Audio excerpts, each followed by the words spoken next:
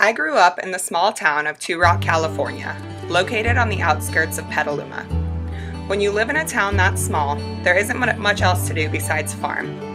My family ran a ranch that raised all kinds of animals, from cows to sheep to cattle dogs. When it came to working on the ranch, my favorite thing to do was tend to the horses. Since before I could remember, horses have been a huge part of my life. When I was little, my first so-called job consisted of helping my family in their pony ride business. Eventually, at the age of 6, I inherited 2 ponies of my own. From that moment forward, with my whole world right beneath my saddle, I knew what I was meant to do with my life, to love and to care for horses. I started competing in horse shows right after I was given my first pony. I competed in many different events, from Hunter Jumper to Western Pleasure, all over the state of California. In all my time of riding, I never thought there was an event that could be cruel to the animal as loving and caring as the horse. When I was 11 years old, that changed. After I finished with a horse show at the Sonoma County Fairgrounds, I watched my first live horse race. It was then that I discovered that not everyone treats horses as loving as I thought. Horse racing was brought to the New World in 1665 and ever since has had much controversy when it comes to the sport. Since horse racing is a form of legalized gambling, it attracts the attention of millions of people per year. Many of these people go to enjoy these beautiful animals in action, whether or not money is involved. Others go because the stakes are high and they hope their wager brings them in some high dollar earnings. What spectators don't see is the underlying truth of what really goes on with these racehorses.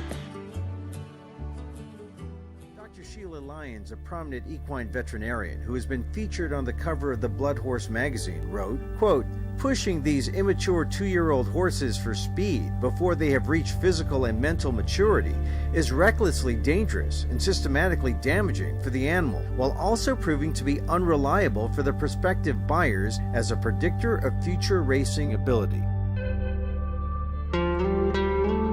At an undertax show in May 2011, this filly suffered a gruesome breakdown on a sloppy track.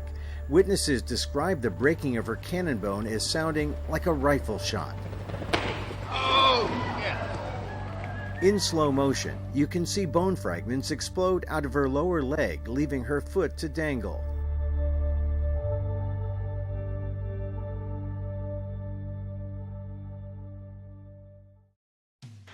Racehorses are the victims of a multi-billion-dollar industry that is rife with drug abuse, injuries, race fixing, and up until it was banned in 2013, many horses' careers ended at the slaughterhouse.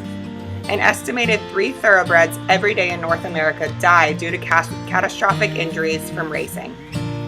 In the sport of horse racing, it is not unusual for 2 or more horses to die per single race.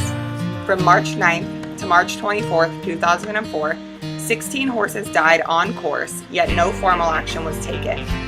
Nor was there any official response taken on the 10 on course dead in just 8 days from March 30th to April 6, 2012.